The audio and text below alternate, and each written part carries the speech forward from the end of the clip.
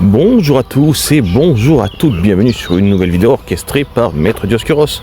Aujourd'hui, vous l'attendiez depuis pratiquement 2 ans, voire 1 an et demi, depuis que Fantasglass m'a prêté le jeu. Il s'agit bien sûr de ma vidéo sur Nexomon. Alors je me suis dit, comment est-ce que je vais aborder cette vidéo? Est-ce que ça va être un let's play tout bête? Puis après je me suis dit, je vais partir sur un arc, un let's play narratif comme j'ai fait sur Monster Hunter Rise. Et finalement, n'étant pas satisfait, je suis juste parti sur 2-3 épisodes juste commentés de l'aventure. Alors, le début de l'aventure, je le connais puisque je l'ai déjà fait par contre. Alors, au début, on vous raconte l'histoire d'Omnicron et des héros qui ont déjoué son apparition. Alors, Omnicron qui a un petit look à l'Alsacienne, je trouve. Alors, Nexomon fait partie de ces jeux qu'on appelle Pokémon-like, donc qui ont repris le concept de Pokémon un peu plus librement. Dans cette série, il y a Coromon, il y a Temtem, bien sûr, qui est peut-être le plus connu de tous, Nexomon qui s'en sort bien. Après, dans une moindre mesure, vous avez Palward qui reprend le design, mais en mettant un petit côté un peu arc. Voilà. Donc ça, c'est ce qu'on appelle les Pokémon-like. Ils sont nombreux. Là, j'en ai juste cité peut-être les plus connus. D'ailleurs, sur cette même chaîne, vous avez un petit live. Enfin, non, il n'a pas été posté. Je crois. Oh, peut-être que si. Un petit live de 20 minutes sur Coromon, qui était assez sympathique aussi. Donc, si vous voulez des jeux gratuits, à la rigueur, c'est pas trop mal parce qu'il faut savoir que Nexomon, lui, est gratuit sur téléphone mobile. Et vous pouvez l'avoir sur 10-20 balles sur Nintendo Switch et autres plateformes. Donc graphiquement on est assez proche de ce qui se serait fait sur GBA, on va pas se mentir. Donc là on se réveille. Alors il y a pas mal de côtés positifs quand même dans ce jeu, qu'on va quand même... Attendez, je marque mon nom. Il y a pas mal de côtés positifs dans ce jeu. Et on va essayer de les aborder au fur et à mesure de l'aventure, en essayant de ne pas être trop long. Donc on va partir, je vous propose de partir par des épisodes de 20 minutes maximum. Et on va essayer de faire une petite série qui va s'étaler un peu. Donc là, on se réveille dans notre aéronef et on va choisir notre look. Il y en a plusieurs qui sont sympas. Par contre, ça, c'est ça que j'aime bien, c'est le fait de pouvoir créer un peu, de pouvoir choisir son avatar, par exemple avec la tête de loup en casque, ou la tête de dragon plutôt, avec la cape rouge qui est vraiment pas dégueulasse. Nous avons le petit côté un peu plus elfique que je ne vais pas prendre. On va prendre plutôt le côté un peu dark et on va le valider.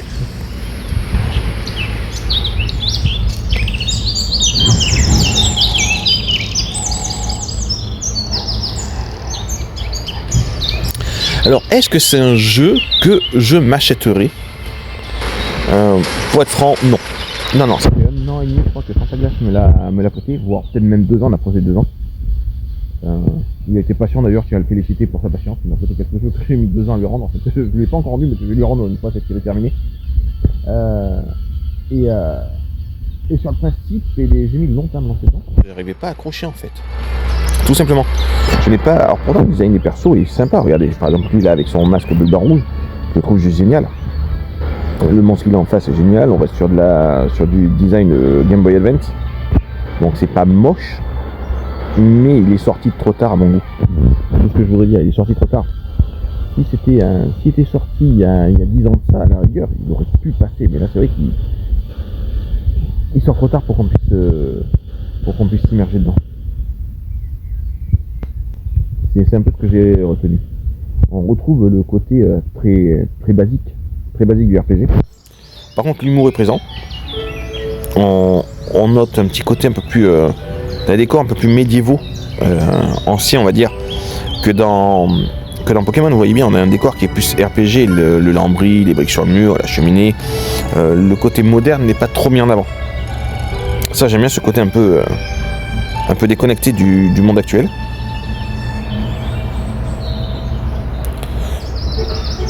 Allez, et bien, on y va. Nous, on va faire sortir notre perso de la pièce. On va un peu fouiller, discuter avec tout le monde.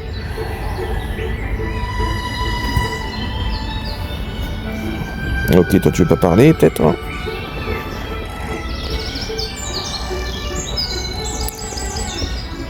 Alors, il va y avoir des dresseurs de Nexomon. Alors ça aussi, c'est un truc que je souligne positivement, c'est le design des Nexomon que j'ai vu depuis le début de la partie. Ouais, ils sont très très jolis. On est quand même, bon, on va aussi souligner les points forts. Je disais que c'était le niveau Game Boy Advance, mais ça reste quand même plus joli en termes de couleurs et de détails que par exemple Pokémon Ruby et Saphir. Voilà, vous voyez la petite clôture, les petits coins d'herbe et tout là, sont quand même beaucoup plus développés. Ces petites couleurs chatoyantes là, vous les aviez pas dans Ruby Saphir, évidemment. Alors le mentor. Ce que je reproche aux personnages, c'est qu'ils sont un petit peu raides dans les animations. C'est des images figées. Même s'ils sont très beaux. Regardez, les deux personnages là sont super cool. Mais ils sont figés, ils sont pas animés. C'est des plans fixes qui sont mis avec un texte. Voilà ce que je voulais dire. Tandis que dans la plupart des jeux, vous avez une mini-animation quand même, même pour des vieux jeux. Là, on est vraiment sur des jeux petit budget. Après, c'est un jeu indépendant à la base, je crois, si je dis pas de bêtises. Donc l'humour, je l'ai dit, est très présent, beaucoup de second degré, beaucoup de vannes. D'ailleurs, c'est sur ça que j'ai failli orienter mon let's play à la base. Je voulais faire une vidéo très humoristique sur les petites vannes qu'il y a dedans. Par exemple, il y a plein de... Dans le scénario, ils sont très très drôles, par exemple. Il y a les personnages qui se séparent, qui font la remarque d'ailleurs dessus. Les scènes qui sont un peu tirées par les cheveux. Du coup, tout est propice à faire un truc humoristique, on va dire. Ils n'ont pas voulu se prendre la tête et garder un ton léger. Alors là, le personnage encapuchonné arrive, on va lui demander qui il est.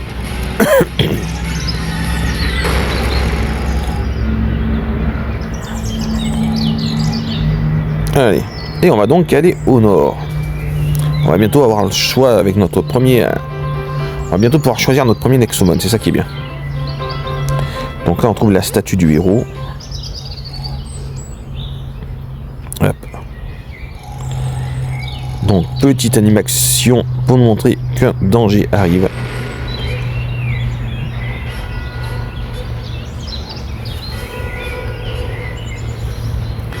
Et voici la créature en question. Alors, dans les prochains épisodes, on va développer un peu le lore. Là, on va s'arrêter à la première quête. Le dragon, par exemple, est magnifique. On va pas se mentir. Il est très beau, j'aime beaucoup les couleurs, j'aime beaucoup le design en lui-même.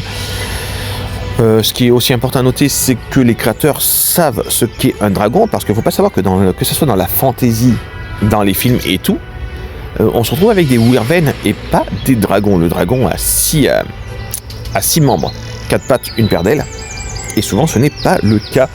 Souvent on nous met la paire d'ailes accrochée aux pattes, ce qui en fait des wyverns. Voilà, bon, ça c'est un petit détail sur le monde fabuleux de la fantasy, mais c'est vrai que c'est intéressant de noter que eux ils y ont fait attention. Alors on va choisir le nôtre. Et bien sûr, si cette vidéo vous plaît, s'il y a vraiment des bons retours et tout, on continuera cette série aussi longtemps que ça vous plaira par contre. Moi je suis parti sur 3 comme ça, mais rien n'empêche d'aller plus loin. Alors voyons voir ce que nous avons. Nous avons Ninja. Ninja a des pattes courtes, de grandes oreilles, une énorme queue. Il est très mignon. J'adore les chiens. Le petit truc qui ressemble à un hibou aussi. Alors ça c'est marrant, il a le look d'un oiseau et pourtant c'est un amphibien.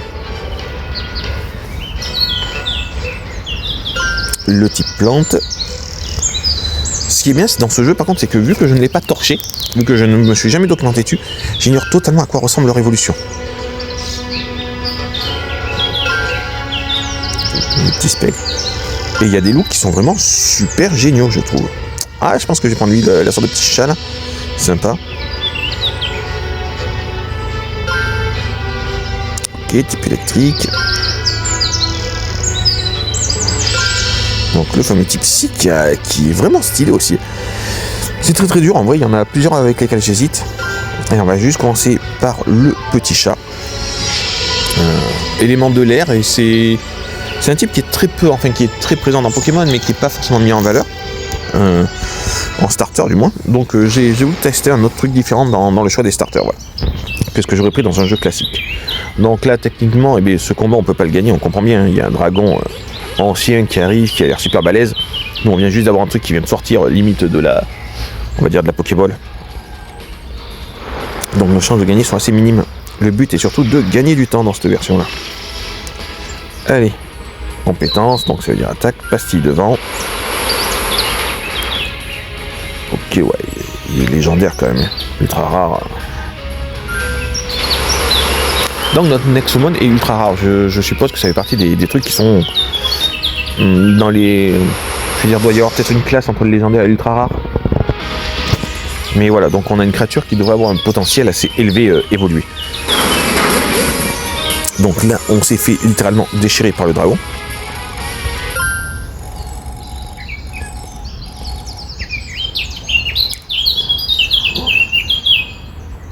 Ok, là on a trouvé un passage, il faut qu'on le prenne vite fait.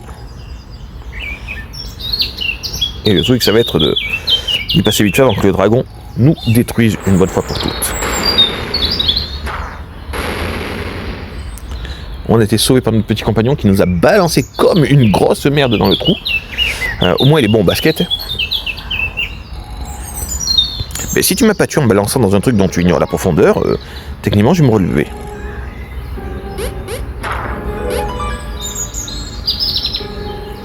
J'aime aussi les petits emojis qu'ils mettent au-dessus de notre tête à chaque fois, qui représentent nos émotions. Ça c'est un truc qu'ils auraient pu utiliser à l'époque dans Pokémon.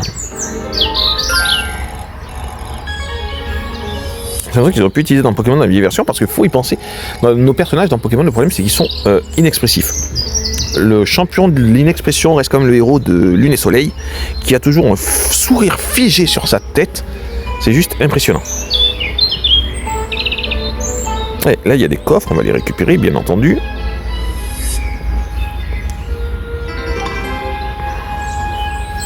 Tout bon RPG qui se respecte doit avoir sa dose de loot.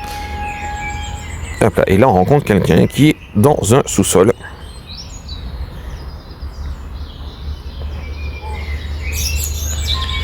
Ok, un mec un peu chelou donc.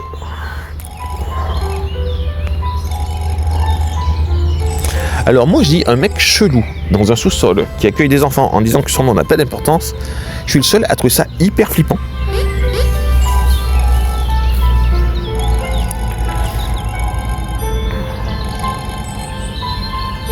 Allez. Là il y a un coffre à côté. Alors lui il était un dresseur avant nous donc ok. Est-ce que c'était un dresseur légendaire ? De là à dire que c'était le dresseur de la statue, peut-être pas, j'ai pas trop fait gaffe. Mais il a un bon look, j'aime bien la cape dans le dos, les lunettes autour du cou et le petit pendentif. Déjà un personnage avec un pendentif comme ça là, un peu comme Yoga du Cygne ou trucs comme ça là, qui ont leur pendentif un peu présent là, je trouve ça toujours un peu badass. Ok, on a trouvé une potion. On va aller voir ça. Ah, stylé la photo.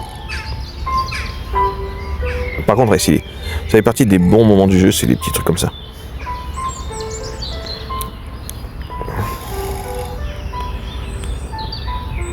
Ouais, mais ils ont un putain de look. Alors du coup, les lunettes... je regarde des lunettes... Ah, mais je vois... Le héros, ça serait pas le gosse qui est devant. Regardez, il a des lunettes sur sa casquette. C'est qui est tout devant, là.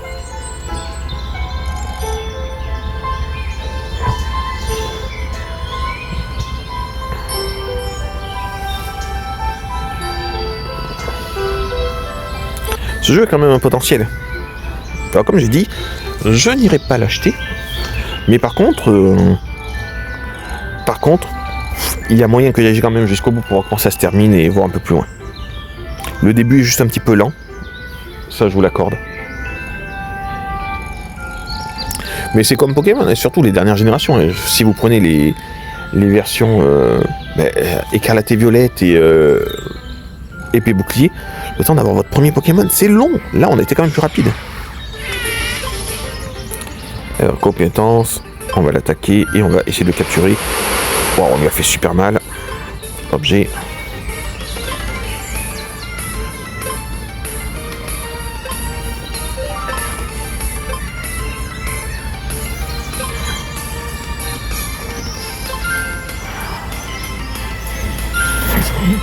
Alors, on voit même que dans le look des Nexoballs, là, on voit qu'ils ont gardé la couleur des Pokéballs et ils ont juste mis ça en forme de petite pyramide. Mais ils sont restés très fidèles à l'esprit de Pokémon. C'est assumé. Et ça, je les félicite. Ils ont repris Pokémon, mais ils l'ont assumé. Allez, on va fouiller un petit peu les herbes là pour voir si on trouve des Des créatures cool. Alors d'abord on finit le blabla. Ouais, je fais des trucs. Hop. Ah, il est sympa lui. Ah, par contre, il m'a pas raté. Allez, c'est parti, on va le capturer.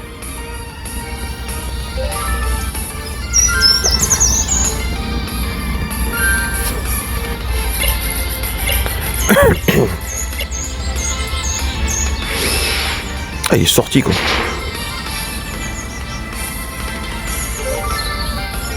Non.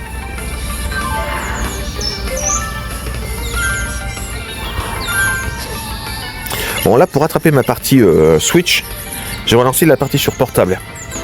Je vais essayer de retomber sur au même endroit, histoire de pouvoir reprendre sur ma Switch, parce que je préfère largement jouer sur Switch.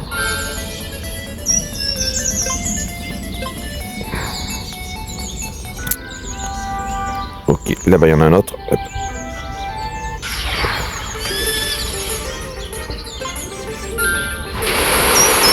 Donc on voit que nos points de compétence peuvent tomber. C'est-à-dire qu'on ne peut pas enchaîner les attaques non-stop. Ça marche un peu comme les PP dans Pokémon finalement.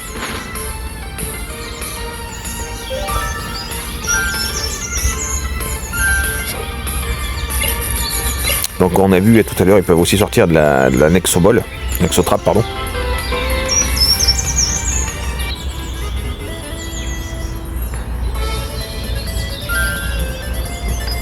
Alors la différence entre la version portable et la version Switch, c'est que là j'ai vu qu'ils proposaient des achats in-game. Des achats, tu vois. Donc on va essayer de le faire sans, on va fuir, je veux pas celui-là. J'essaie d'en chercher un autre en particulier, que j'ai capturé sur ma version Switch, pour essayer de retomber dessus. Et avoir à peu près la même équipe. Non, c'est un scorpion, il n'y est pas le scorpion.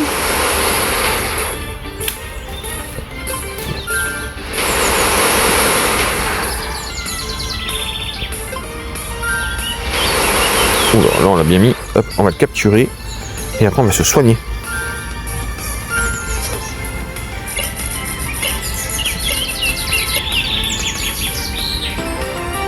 Allez, ça c'est fait. Là on n'est plus à la boîte.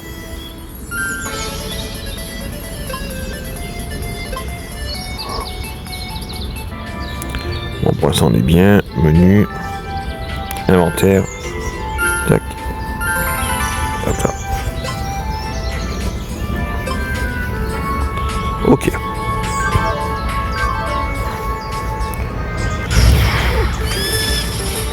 Non plus. Bon, par contre on est niveau 4, ça c'est plutôt bien. Bon, tant pis, on va le dézinguer. Il veut pas partir. Ah, mais il résiste.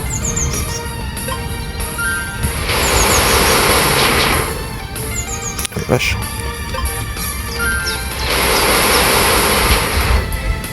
Alors, Fantaglas, qui s'y connaît beaucoup mieux que moi, pourrait me dire si j'ai choisi le bon starter.